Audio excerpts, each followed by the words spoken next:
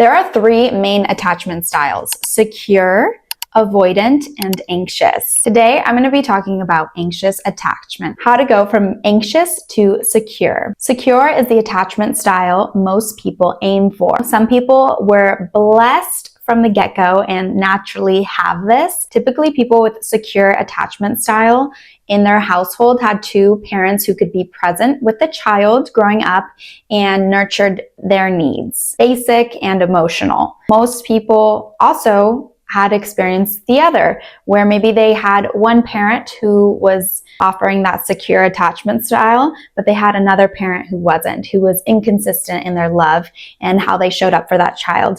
And that's when we start to see the other patterns of attachment show up. About 50% of people are in secure attachment style, so that's a good sign. Most people are. 20% is anxious and 25% is avoidant. Now, don't feel bad if you're in one of the 20%, because I was in my past, and that's why we're talking about this today, so we can come together, give each other tips, and to get out of it, because we all want to be in a secure, attached relationship. We don't want to feel this anxiety in a relationship or the need to avoid anything when intimacy comes up.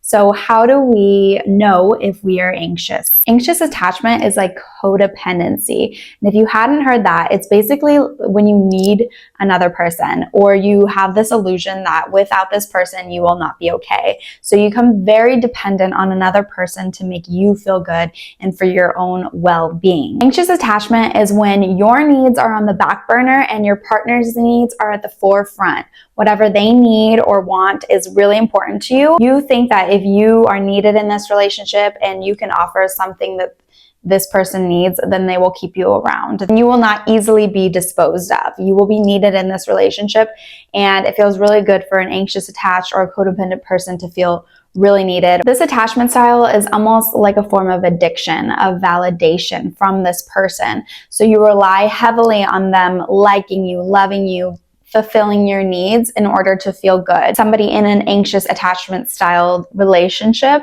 will change their personality in order to get the love that they want from this person. All this typically happens subconsciously. The person is not thinking they are changing themselves. It's just kind of like, oh, how can I better suit their needs? Oh, they like this, I'm going to do this more. They're so detached from what they really need out of the relationship, what they really want, and they are unable to make any other decisions other than around what would their partner prefer? What do they need from me? What do they like? Typically, an anxiously attached person will get into relationships with the avoidant attached, so somebody who's more distant. The attached person just constantly needs to be reassured of how this person feels about them, if they are still into them, what do they like, what do they need in this moment. Meanwhile, the avoidant is just thinking, wow, this person is so needy, like I can't get any space from them. And in this kind of dynamic, when you are an anxiously attached person, you begin to use manipulation as a way to feel safe in the relationship. You manipulate how they view you in order to feel safe. Like, oh, if I am the way that I think they want me to be, then they will love me, then they will stay. And when you're doing this to another person, it is a form of manipulation, and it is a form of trying to have control in the relationship, trying to control how they perceive you in order to stay in your life, trying to control maybe the way they think or feel about you.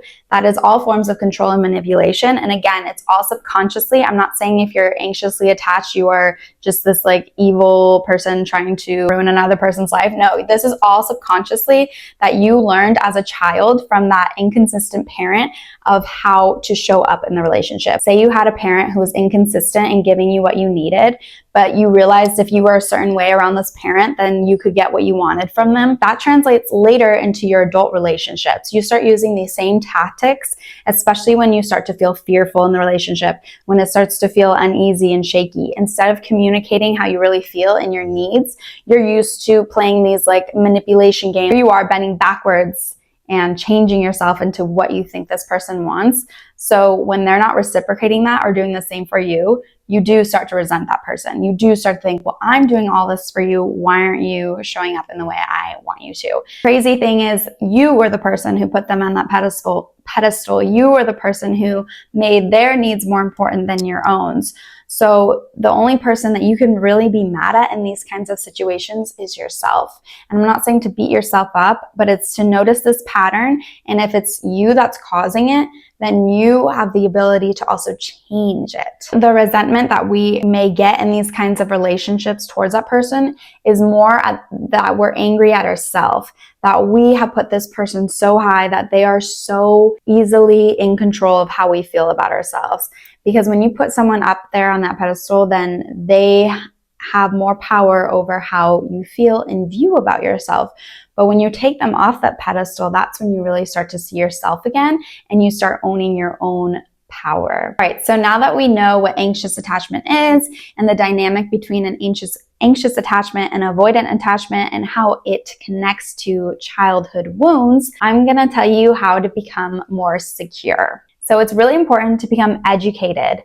Before I did therapy, I had no idea that I was considered codependent in my past relationships. I was so focused on the other person and their needs, and I thought that's what made a good partner. I thought that was what made a good friend. And really, learning that through my therapist that I was codependent opened up a whole new world for me. And it's not about labeling yourself, but it's about knowing the type of actions you're taking that are affecting you in a negative way and learning about them so then you can change them. Because how can you change if you are unaware about it? Luckily, you are not stuck in this attachment style. There are many people who have broken free out of being anxiously attached. I am one of them because of the work I've done and educating myself on the topic. And a book I read that really helped me understand where I was and my own triggers was a book called Anxiously Attached by Jessica Baum. Reading this just gave me a whole new perspective on how I was in relationships and how it all stemmed from the relationship I had with a parent of mine. I, as a child, built this anxious attachment style as a way to feel safe and as a way to protect myself. And when you're healing from this attachment style, it's really important to be honest with yourself. If you are in a relationship and you find that you are being triggered constantly, do you think that's a good relationship for you? Do you think that's a place where you can heal and grow from? Or do you need some time alone? Being single when you're healing from your attachment style is so empowering, especially if you're anxiously attached. Because when you're in a relationship with somebody and you're dealing with this attachment style, you can't focus on your needs. You're way too preoccupied with what your partner needs and what they need from you. Versus if you were to do this healing single, you will be able to uncloud your perspective from them and be able to become more aware of what are your needs at the end of the day. What do you need healing on? And what are things that you want from a relationship moving forward? It's much easier to get introspective and start healing when you are single versus when you're in a relationship. It's really important to start reparenting yourself.